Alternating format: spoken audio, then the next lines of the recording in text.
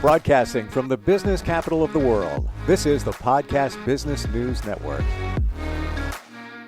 And welcome back, everybody. This is Good Advice Helps with Dr. Allan Gold. He is a school psychologist, has been for many years in California, and offers so much amazing advice for not only our kids, but for parents and those looking to get into the field. Got a lot to talk about today with him. Welcome, Allan. How are you doing again today? Okay, thank you. I'm enjoying our little heat wave in San Francisco and California. I've been watching it. I am jealous. Good for you. Yes. Wow. Yeah. What's the highest temp you've had in the last couple of days? About 80. Well, this time of year, that's a heat wave. That's a heat wave, yeah. And San Francisco's always a little cooler. You go 20 minutes east and it's in the 90s. Wow. I would take that in a moment. I'm grateful, for what I got, but here in New York, it's, I think I'm going to have to look because I want to be accurate, but current temperature, it's 34. Yeah. Oh Yeah. Middle of March is what it is. And maybe we'll get to 50 by the weekend with some rain. So we got a lot to talk about. I want to start today with something that's a challenge for many middle school, high school students, their parents, the schools, and that is substances. Vaping is rampant. It is everywhere. Vapes are so easily accessible now. Let's look at that between in the lens of two sides. So the school and the school psychologist and the parent who either knows or may suspect their child is vaping. Why don't we start there? What's your suggestion if you think your child is doing something on something? What are your thoughts? Well, it's a very challenging situation. We did have to deal with that at school. And you wonder why kids are doing this. It's not such an abnormal activity for younger people because they're curious. They want peer support and peer acceptance, and so they may engage in these kind of things. It's not like people our age didn't smoke when they were teenagers and so on.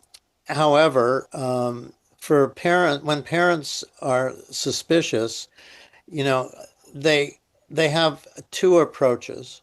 One thing I will say before I talk about that is in our school district, and I was the chair of the board of it, there was an organization that started in Marin County called Being Adept, and really what it was a whole program to talk about substance abuse, whether it was smoking or drinking, and it wasn't just say no program, but it was really to educate kids on the effects on their brain of taking these substances because kids' brains are not fully developed for a long time. And whether it's marijuana or vaping or drinking, the brain is negatively affected by that kind of action.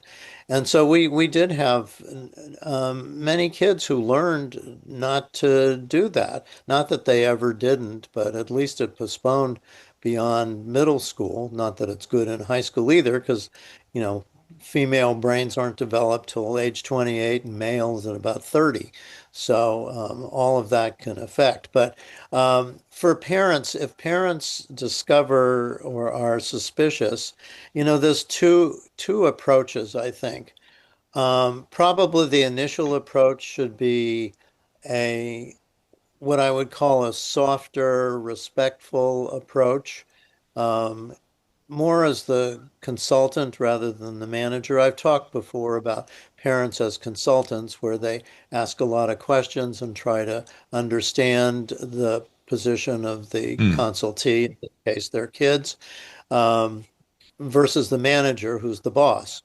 And I think a good place to start would be to say, I'm really concerned I'm suspicious that you're um, trying out vaping or drinking or marijuana. Um, and I wonder if you understand what the impact could be on you, and to try to educate them. And, and they might even share their own experiences. Yeah, I smoked when I was your age a little bit, but I couldn't stand it, and I learned from um, from my doctor and my parents that that was not a good thing to do. But so having a discussion about it, and to try to figure out, why do you think you're trying this out? Is it curiosity? Is it because, are you feeling peer pressure? That, other kids are doing it. Do you want to be really good friends with somebody?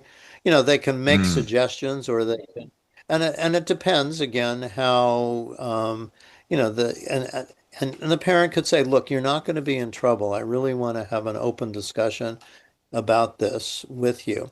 So that would be a way to start out the discussion.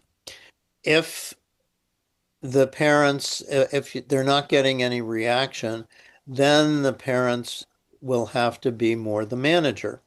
For example, Hmm. if they're, um, and it's you've heard the expression tough love, so if a kid is getting an allowance, a weekly allowance, the parents could say, no, no more allowance. I'm very, very concerned about this.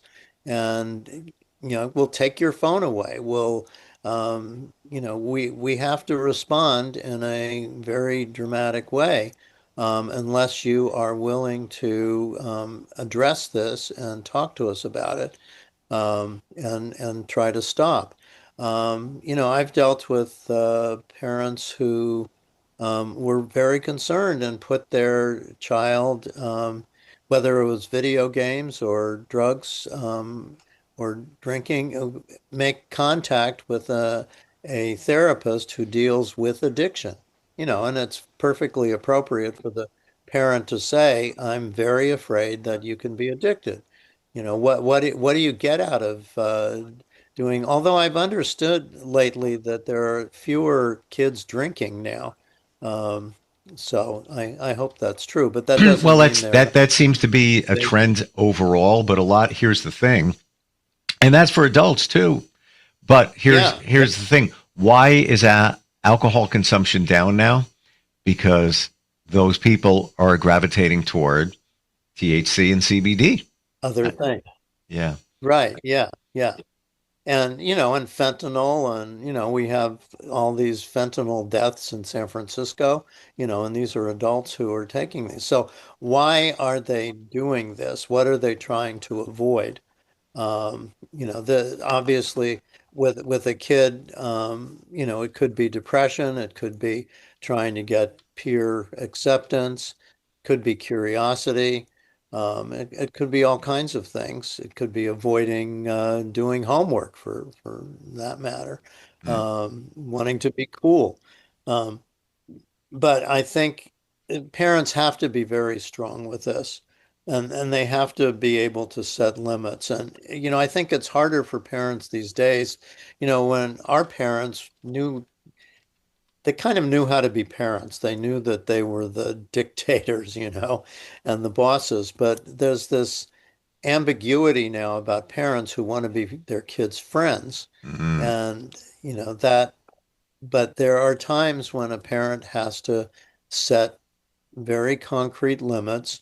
Um, I'm not all for punishment, but limitations for sure. Whether it's addiction to computers or to drugs, or um, or smoking or vaping, and they also shouldn't be doing that themselves. And hopefully these are parents who are not. Um, vaping at home or Mm. smoking at home, or, taking drugs at home, because, I'll talk later about role modeling, Sure. that's extremely important. No, I But it's a very appreciate your difficult insight on that. situation. And I love the view of the consultant versus um, the disciplinarian, if you will, the manager. Because The right away, manager. Yeah. yeah, we want to jump on. Like, what, I know you're doing it. It's not, do you know how bad it is for you? You want to say that, but that's not out of the gate the right way to go. You kind of got to, Yeah. ask questions. Ask questions.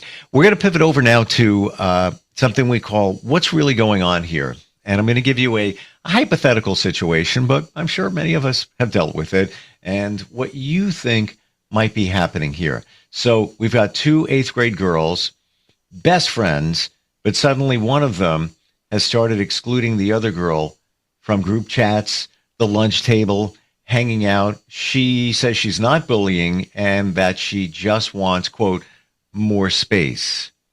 So one girl is excluding the other one out of nowhere from activities, friend groups, group chats, lunch, and all of that. What's really going on here? What do you think is going on beneath the surface? Yeah, well, that's not so terribly unusual for certainly for middle school kids. Sure. Um, and that's why it's so important to have a dialogue between them. Because you don't really know what's going on. Did one of the girls say something that offended the other one? Um, is is the other one just feeling that she has less in common now? Because, one of the things that happens for middle school kids is the wide range of physical development. Mm, Puberty happens at different times. So, you know, anything can trigger that sort of rejection or exclusion. Maybe the girl is depressed and just wants to be alone. She does want more space. Maybe she's feeling overly cling to, and she does need more space. It's not unusual for. I mean, I've dealt with middle school kids who on the weekends just don't want to be with anybody else. They're overwhelmed by all of the social interaction during the school week and mm, then just want peace and quiet over the weekend. And parents have worried about that. I don't know why my son doesn't want to play with anybody or hang out with anybody on the weekend, or my daughter. So it's not so terribly unusual that kids just are overwhelmed. And I could see this one girl feeling somewhat overwhelmed by the best friend. Maybe the best friend is making too many inquisitive questions about her. Maybe she's interfering in conversations with her. mm, And that's why it's so important, 'cause, being an outsider, you never know exactly what is going on in somebody else's brain. And I think it would be useful to have the school psychologist or counselor bring the two girls together, not as punishment, but to have a reasonable dialogue, and to, respectfully um, conduct a conversation and said, I understand that you two have been best friends, but now Susie doesn't want Jane to hang out with her anymore. And this may not be so unusual, but to help Jane understand what's going on, Susie, can you explain a little bit about what's going on? And we're keeping this very confidential. Whatever is said between you, you have to promise not to tell any of your other friends. So Susie, what has sort of prompted this, um, more isolation during lunchtime and with group chats and all that sort of stuff? And you can put it in this expression, uh, Jane, what's happened is that I'm feeling this way, and if you would just do a little less of this or a little more of that, I think we could rescue the friendship or something like that. I don't know, but I don't think they would be able to have that conversation without a mediator.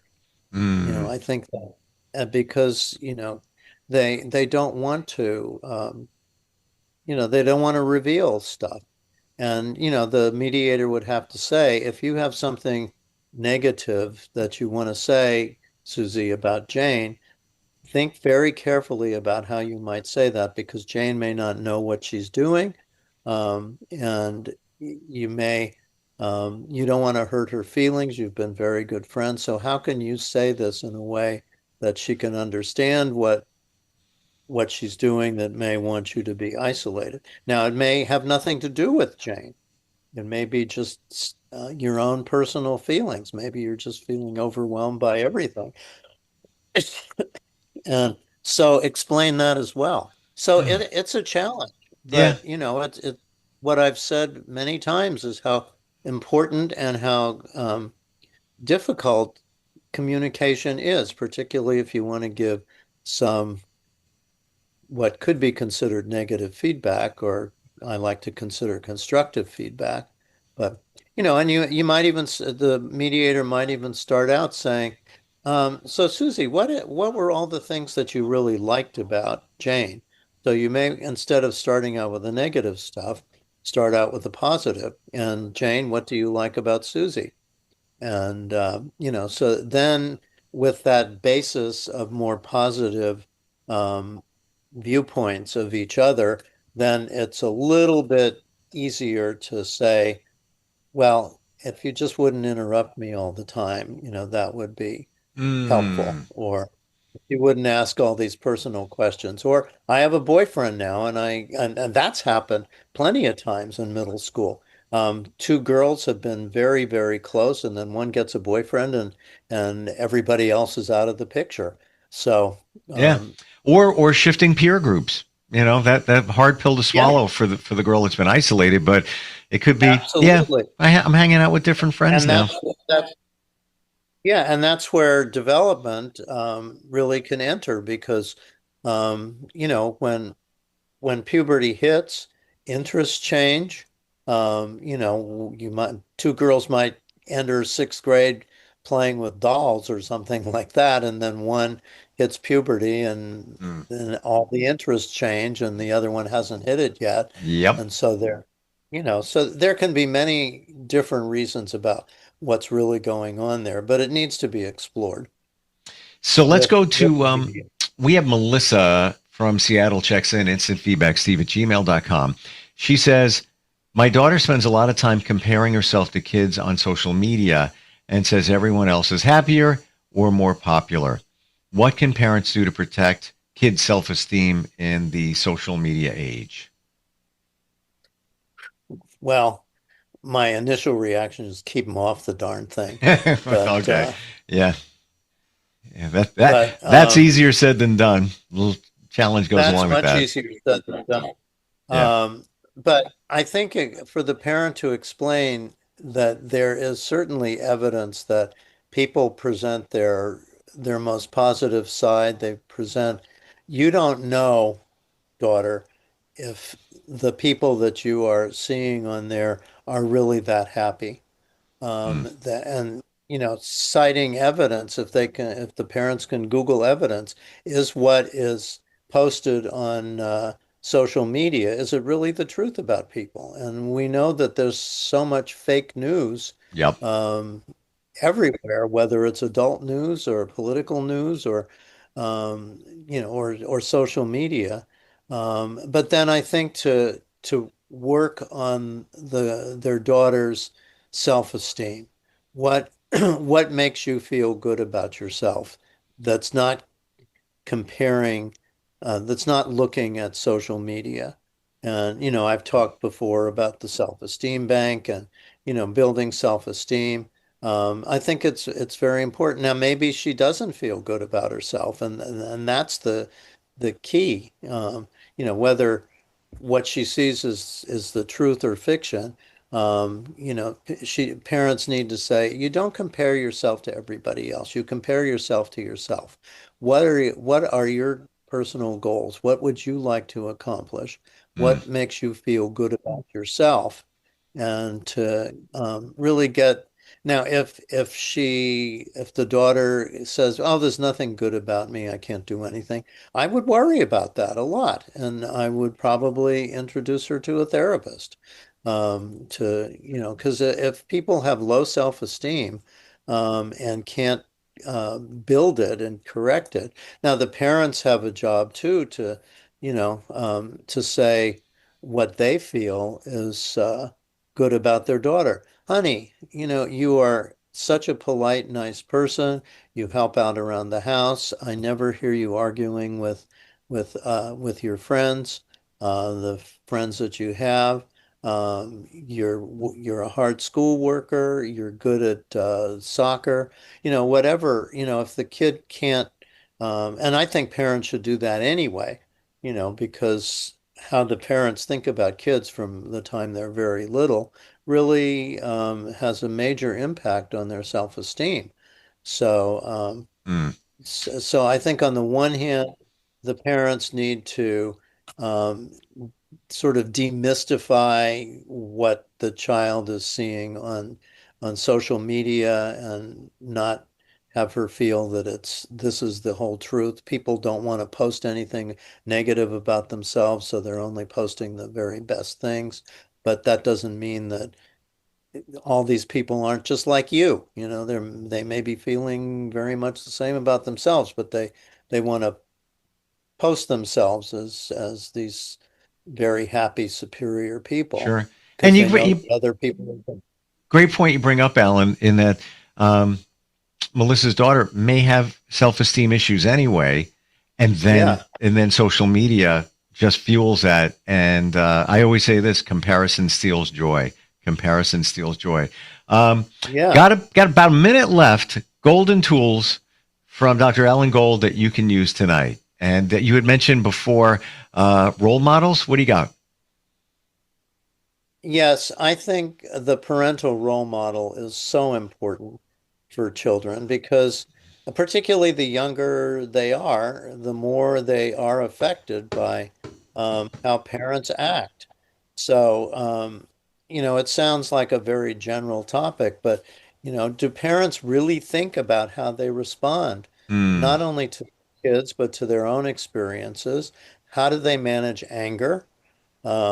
Took me a long time to manage my own, you know, anger, not all the time, but if something didn't go right, I'm not saying that anger isn't an appropriate reaction sometime, but in front of kids, how do you deal with it?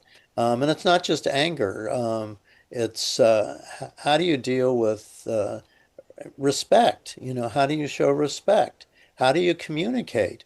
What do you do as a role model to um, spend your free time? Are you always on the telephone? Hmm. Are you always on the computer? Are you always looking at television and not interacting? How you communicate with each other is a great role model for kids.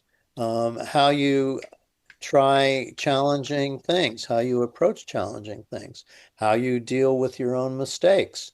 Do you say, I made a mistake. I have to figure out how to do this right. Or you say, I'm so stupid, I can never learn this. Hmm. Kids will copy that, You know, bottom line, and I'm seeing here is they're always watching, even not your interaction with your kids, but everybody else, even yourself.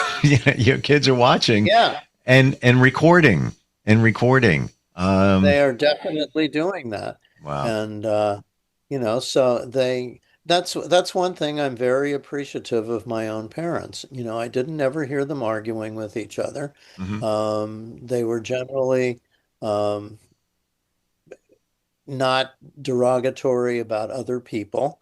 So I grew up not learning not to say bad things about other people. They were encouraging when something was difficult, Mm, uh, to learn how to do. They're always encouraging me to try new things.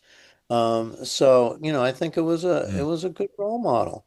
Not that all parents are going to be perfect all the time, but how do they deal with their own mistakes? sure. Do they beat themselves up or do they apologize and have a very specific correction that they might Or even do? laugh it off sometimes.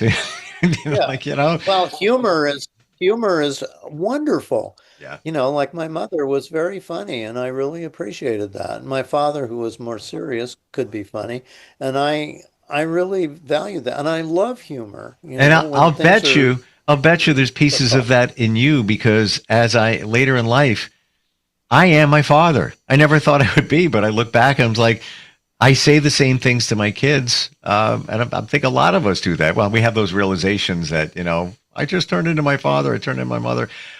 Allan, thank you so much for today. A lot of good advice, as always. We covered a lot of territory there. And I just want to share with everybody, if you want to reach out, instantfeedbacksteve@gmail.com, no matter what it is.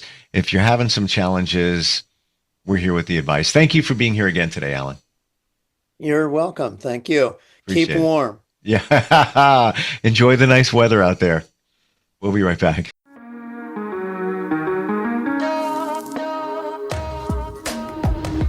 Broadcasting from the business capital of the world, this is the Podcast Business News Network.